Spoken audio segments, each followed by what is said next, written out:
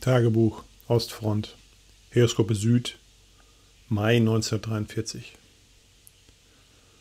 Es war schon Mittag und wir kamen nicht schnell voran. Nach ein paar Stunden Tiefschlaf wachte ich auf, als Rosinante zum Stehen kam. Kurze Marschpause und eine technische Überprüfung. Die Zeit wurde genutzt und die Männer erleichterten sich im Straßengraben. Eine Stunde Pause, Überprüfung der Fahrzeuge und Verpflegung aufnehmen, das war der Befehl. Wir hatten noch etwas von dem Hasen über, also ich würde es mal Eintopf nennen, und der Funker stellte den Stahltopf auf den heißen Motor. So wurde es ein wenig warm. Es war sehr bewölkt und so brauchten wir nicht mit der feindlichen Luftwaffe rechnen. Wir stellten trotzdem Posten auf und schickten ein paar Soldaten in 500 Meter Entfernung auf Sicherung. Nachdem wir den Panzer soweit überprüft hatten, wurden noch ein paar Kanister Benzin aus dem Transport-LKW geholt und wir kriegten damit die Rosinante zumindest halb voll. Knapp bemessen der Betriebsstoff, aber wir wollten ja auch nur zurück und keine großen Angriffe fahren. Wir waren kurz vor dem Punkt, wo wir den Panzergraben durchfahren hatten. Also ich rechnete noch mit 2 Stunden Fahrt, bis wir wieder unsere Vorposten in Sicht hatten. Mit vollen Bäuchen kletterten wir wieder in den Panzer und weiter ging es. Kein Feind in Sicht und ich dachte mir schon, dass der Schlauch zu unseren Kameraden verbreitet worden war. Nach einer weiteren Stunde auf der ungemütlichen Rollbahn kamen uns LKW und SPW entgegen. Wir stoppten ab, um sicher zu sein, dass es keine Russen waren. Aber nach kurzer Zeit war klar, dass wir die eigenen Truppen vor uns hatten, die auch zur Unterstützung unserer Männer an der Brücke aufgebrochen waren. 200 Mann wurden vorgeschickt, um dem Russen den Tag zu vermiesen. Ich hätte auf etwas mehr Artillerie gehofft, aber ich glaube, dass sie sich da vorne voll auf die Luftwaffe und den Beobachter verlassen würden. Gegen frühen Abend kamen wir dann endlich an. Ursula musste sofort in die Panzerwerkstatt, denn ohne eine funktionsfähige Kanone war der Panzer nutzlos. Wir hatten keine Schäden und waren glücklich, endlich wieder, zu Hause zu sein. Der Zugführer erklärte uns, dass wir erstmal 2 Tage Ruhe hätten, aber der Panzer schnellstmöglich wieder einsatzbereit sein sollte. Man weiß ja nie. Die letzten Tage waren anstrengend und ich brauchte etwas Ruhe. Ich wollte mich, nachdem wir aufgetankt und aufmunitioniert hatten, eigentlich abmelden, aber der Herr Oberfähnrich nahm mich zur Seite. Unteroffizier Petersen auf ein Wort. Dachte ich mir. Wenn der Arsch auf Grundeis geht, bin ich Rudolf und jetzt Unteroffizier Petersen. Er ließ mir nichts anmerken und erwiderte etwas lauter als gedacht ein knackiges »Jawohl, Herr Oberfähnrich«. Er nahm mich mit und wir stellten uns abseits an eine Hausecke. Keiner sagte etwas und ich dachte mir schon, dass es jetzt sicherlich interessant werden würde. Er hielt mir ein silbernes Zigarettenetui hin. P und G konnte ich drauf eingraviert lesen. Ich nesselte eine Schachtel Zündhölzer aus meiner Tasche und gab ihm Feuer. Danach zündete ich meine an. Er schaute mich an und seine große Narbe sah schon irgendwie bedrohlich aus. Ich sah ihm direkt in die Augen. Mal sehen, wer das länger durchhält. Stille. Keiner sagte erst was. Es sind sicherlich nur Sekunden gewesen, aber es kam mir vor, als starrten wir uns minutenlang an. Dann bewegte er sich, zog seinen Lederhandschuh aus und hielt mir die rechte Hand hin. Ich schaute auf die Hand, dann wieder in sein Gesicht. Langsam zeigte sich ein Lächeln. Dann sagte er, »Ich bin der Peter, und wenn das in Ordnung ist, würde ich gerne das Du anbieten, Rudolf.« Ich konnte nicht mehr meine Gesichtszüge kontrollieren und musste dann auch grinsen. Dann schlug ich ein und meinte nur zu Peter, dass ich mich sehr freuen würde. Nun mussten wir beide lachen und sprachen noch weiter über den Einsatz. Mit einem guten Gefühl verabschiedete ich mich dann von meinem Kommandanten und machte mich auf den Weg zu meiner Unterkunft. Endlich wieder ein halbwegs normales Bett und ein Dach über dem Kopf. Der Juni war jetzt schon ein paar Tage alt und es ging das Gerücht, dass wir verlegen würden. Die Division hat einen neuen Frontabschnitt bekommen und wir würden bald nachziehen. Es sollte weiter in den Norden gehen und das Regiment sollte auch umstrukturiert werden. Das gefiel mir nicht. Bei solchen Aktionen werden dann ganz schnell mal Abteilungen ausgegliedert und für die Aufstellung neuer Verbände als Grundstock genutzt. Abwarten, dachte ich mir, Schmidt wird das sicherlich genau wissen. Ich kam genau richtig für einen Becher Kaffee und wir machten es uns vor dem improvisierten Stabsgebäude gemütlich. Der Spieß kam dazu und die neuesten Geschichten wurden ausgetauscht. Auch hier hörte man schon die Gerüchte, dass wir verlegen werden. Ich fragte vorsichtig nach, ob es noch eine Möglichkeit geben würde, ein paar Tage Urlaub zu bekommen. Da konnten die Stabstäter auch nicht viel zu sagen, aber wenn mein Kommandant mich entbehren könne und die Abteilung das mitmacht, dann würde das gehen. Also, Parole Heimaturlaub war dann ausgegeben und ich ließ nichts unversucht, mich für ein paar Tage in die Heimat zu verdrücken. Peter meinte, dass er natürlich schwer auf mich verzichten könne, aber aufgrund der letzten Einsätze und den erfolgreichen Abschüssen konnte da sicher was möglich gemacht werden. 2 Tage später war alles erledigt und ich hatte 10 Tage Heimaturlaub ergattert. Schnellstens hatte ich alles Nötige in die Wege geleitet und mir beim Trost schon eine Mitfahrt zum rückwärtigen Bereich ergattert. Es waren sehr viele Fahrzeuge unterwegs und nur Stunden später saß ich in einem Urlauberzug Richtung Heimat. 2 Tage würde ich brauchen und ich hoffte, dass es ohne große Zwischenfälle in die Heimat gehen würde. Das ging alles so schnell, dass ich diesmal keine Nachricht nach Hause schreiben konnte. Ich hatte mir noch etwas Marschverpflegung organisiert, aber in den Zügen gab es auch ein wenig Brot und Tee auf den Bahnhöfen und hier und da konnte man sich auch mal was aus der Gulaschkanone holen. Die Zeit vertrieb ich mir mit dem Schreiben und wie immer brachte ich alles Erlebte zu Papier. Zügig überschritt ich dann die Reichsgrenze und war auch bald in Hamburg angekommen. Vom Bahnhof aus schnappte ich mir einen LKW, der in die Richtung meines Heimatautos fuhr. Ich setzte mich auf die Ladefläche mit ein paar weiteren Männern und wir fuhren los. Ich war erschüttert, einige Gebäude in Hamburg zerstört zu sehen. Man hatte von Bombenangriffen auf die Städte schon gehört, aber ich war der Meinung, dass nur kriegswichtige Betriebe das Ziel waren. Hier standen aber auch schon Ruinen in den Wohngegenden. Das machte mir Angst. Eine hilflose Angst um meine Familie und Freunde, die sich vor feigen Bomben nicht würden retten können. Gekämpft wird an der Front und nicht in der Heimat. Wenn wir im Osten gegen den Iwan kämpfen, dann wiegen wir die Familie im Hinterland in Sicherheit. Und nun sowas. Das war nicht gut. Später kamen wir in meinem Heimatort an.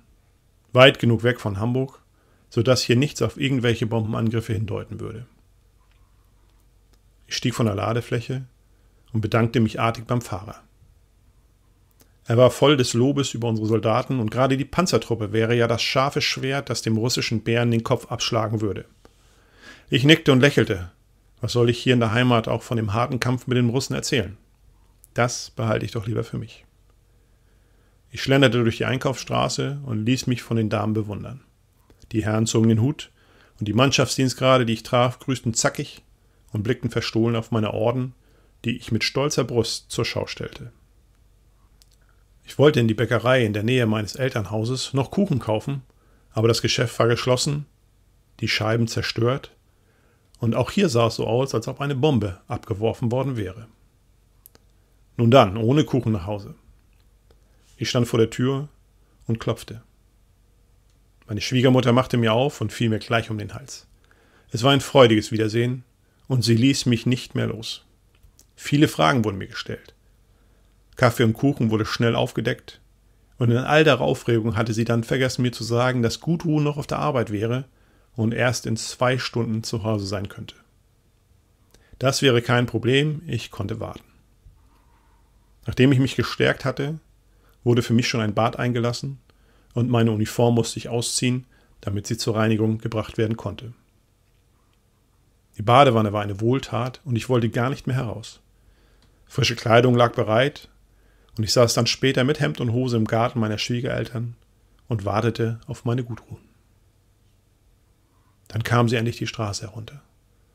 Auf ihrem Fahrrad radelte sie den Weg zum Elternhaus, aber sie konnte mich noch nicht sehen. In gewohnter Weise stellte sie den Drahtesel in den Schuppen und machte sich daran, durch den Garten zu gehen. Ich stellte mich ihr in den Weg mit einer Blume in der Hand.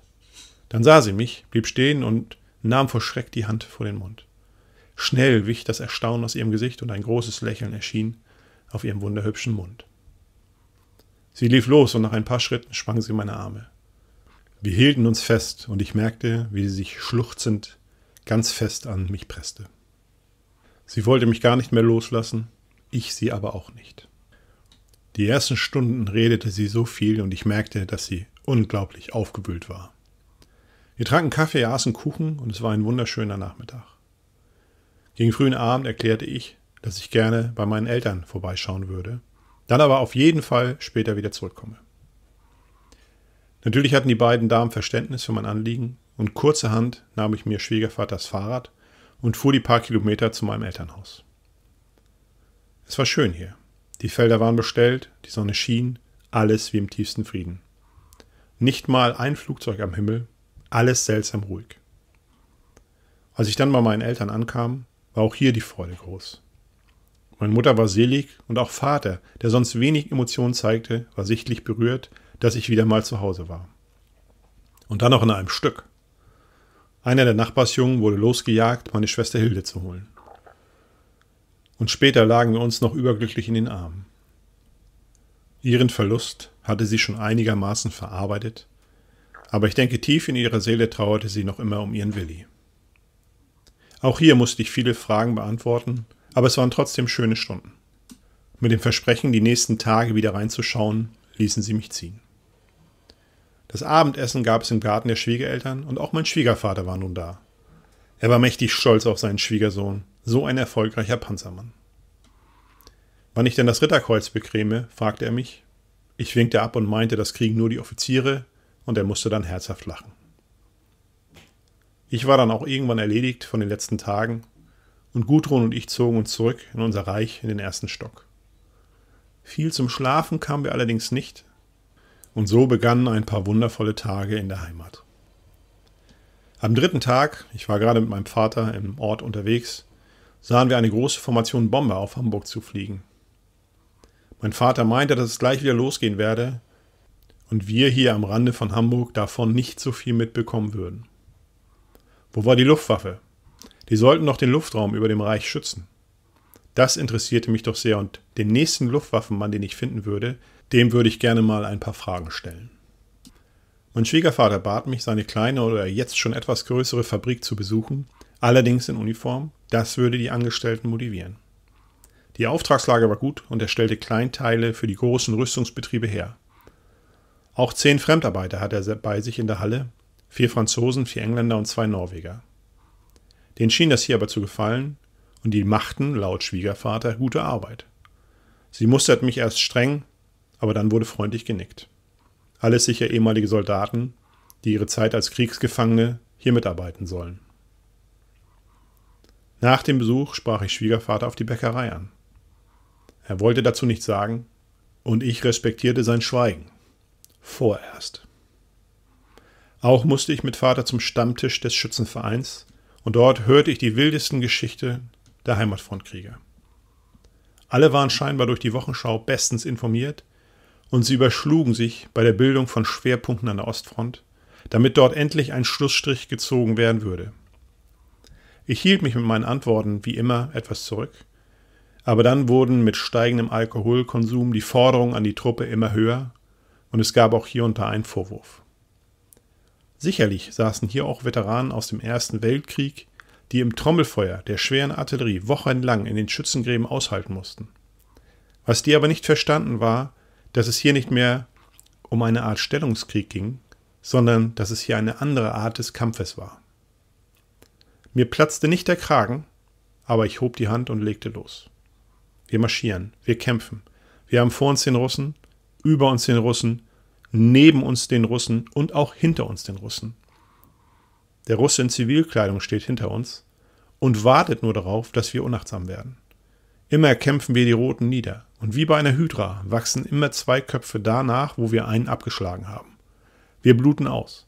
Unsere fähigen Offiziere fallen, unsere Fahrzeuge werden zerstört. Die Luftwaffe kann nicht überall sein. Das Land ist viel zu groß und wir sind viel zu wenig Männer. Und was hier alle am Tisch vergessen, ein Soldat, der seine Heimat verteidigt, kämpft 10-mal verbissener als ein Soldat, der in ein Land hineinmarschiert. Totenstille am Tisch. Auch mein Vater schaute mich entgeistert an. Er durchbrach die Stille und fragte mich, »Rudolf, aber wir können siegen, wir werden siegen, oder?« Ich lenkte dann ein und sagte, wir werden auch siegen, aber den Krieg werden wir nicht am Stammtisch gewinnen. Der wird an der Front entschieden, durch Tapferkeit und Opferbereitschaft, und bei Gott, geopfert haben wir schon so vieles. Alle beruhigten sich wieder, und es ging dann weiter um die Schlacht im Atlantik und die U-Boot-Waffe. Da konnte ich auch nur noch zuhören. Dann sah ich in der Gaststätte einen alten Schulfreund wieder. Fritz Goser aus meiner Klasse ist auch damals zur Kriegsmarine gegangen und saß nun am Tisch und trank Bier. In Zivil. Ich verabschiedete mich von den Schützenbrüdern meines Vaters und ging rüber zu Fritz. Erst jetzt sah ich die Krücken und auch, dass ihm ein Bein fehlte. Er sah mich und freudig begrüßte er mich. »Rudi, alter Vater, du siehst aus wie ein Kriegsheld mit den ganzen Orden an der Brust. Setz dich zu mir und wir trinken ein Bier«, rief er. Ich setzte mich an seinen Tisch. Mein Pegel war noch überschaubar, aber ein Bier war noch möglich. Nachdem er bestellt hatte, erwischte er mich, als ich auf seine Krücken starrte. Er grinste dann und sagte, »Hat der Tommy mitgehen lassen. Im Mittelmeer haben sie mir mein Schnellboot unterm Hintern weggeschossen und das Bein gleich mit. Für mich ist der Krieg vorbei und ich habe ja noch ein Bein. Erzähl mal, Rudolf, was macht die glorreiche Panzerwaffe?«